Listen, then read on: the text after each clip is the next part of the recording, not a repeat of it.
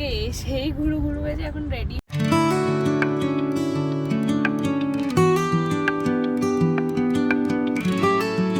Hello আমার ভ্রমণ প্রেমিকেরা, কেমন আছো সবাই? আমি সৃজা, আর আমি আজ আবার একটা নতুন ভ্রমণের গল্প নিয়ে হাজির হলাম। ক্যামেরায় দুজনে আসছি তো আই গেস।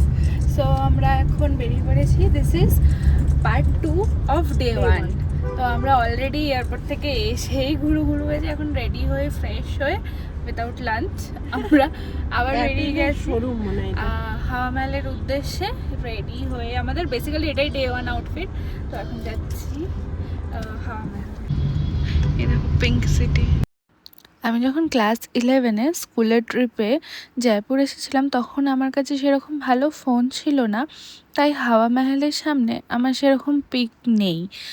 তাই আমার তখন থেকেই ইচ্ছা ছিল আমি আবার হাওয়া মহল যাব আর সেখানে ভালো পিকচার তুলব।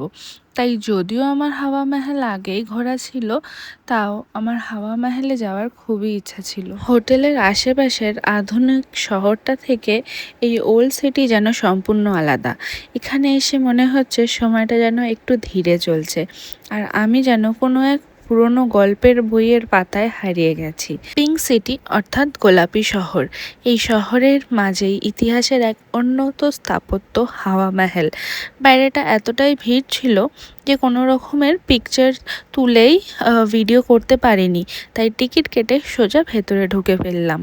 জয়পুরের মোস্ট আইকনিক ল্যান্ডমার্কগুলোর মধ্যে একটা হলো হাওয়া মহল, যা 1799 ইয়ার্সে মহারাজা সওয়াই প্রতাপ সিং তৈরি করেন।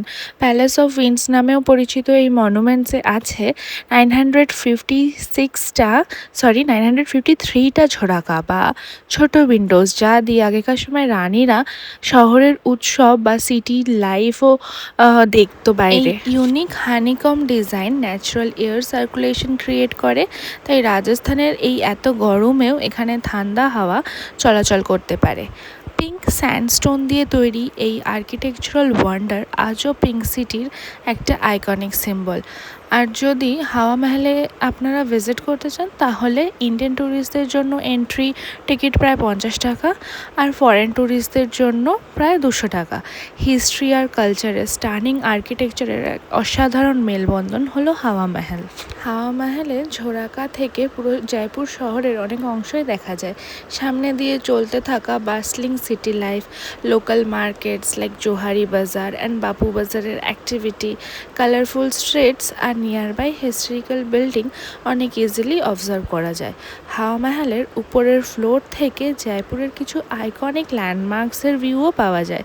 তার মধ্যে আছে ইউনেস্কো ওয়ার্ল্ড হেরিটেজ সাইটের জান্তর মন্তর।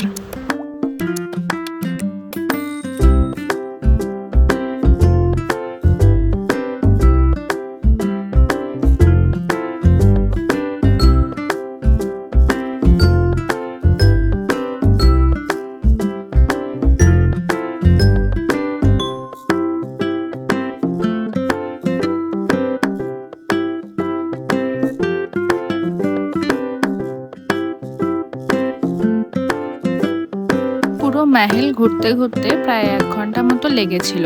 তারপরে পুরো গলা শুকিয়ে গেছিল, তাই একদম ফ্রেশ পাইনঅ্যাপেল জুস খেয়ে নিয়েছিলাম। আর দাম পার গ্লাস অনলি 30 টাকা নিয়েছিল। আমরা পরে একদিন যেদিন শপিংয়ে গেছিলাম, সেদিন মার্কেট এরিয়াতে এই সেম গ্লাস 100 টাকা বলছিল। অনেকটাই দাম কম ছিল এখানে। আর আমার না একটা বাতিক আছে, ছোট থেকেই আমি যেই সিটিতেই যাই সেখানের ফুচকা ট্রাই করি সব সময়। খেতে ভালোই ছিল, কিন্তু কলকাতার মতন খুব একটা ভালো না। হাওয়া মহলের আশেপাশে অনেক শপিং করার জায়গা আছে, আর কম্পারেটিভলি দামটা অনেকটা কম অনেকই মার্কেটের থেকে। আর আমরা এখানে একটু ঘুরে শপিং করে তারপরে চলে গেছিলাম অ্যালবার্ট হল মিউজিয়ামে। অ্যালবার্ট হল মিউজিয়ামে আমি আগেও গেছিলাম, ওই ক্লাস 11-এ যখন এসেছিলাম বলেছিলাম না, তো আমার প্রায় মনেই আছে। তো মিউজিয়ামের সেরকম খুব একটা ভিডিও আমি নিইনি। চলো আজকের মতন এখানে ব্লগটা এন্ড করছি।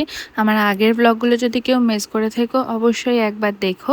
আর যদি জয়পুরের বা অন্যান্য জায়গায় আমার সাথে তোমরা ভার্চুয়ালি ঘুরতে পছন্দ করো বা আমার ব্লগ ভাল লাগে, অবশ্যই ফলো বা সাবস্ক্রাইব করে নিও। চলো টাটা আজকের মতন।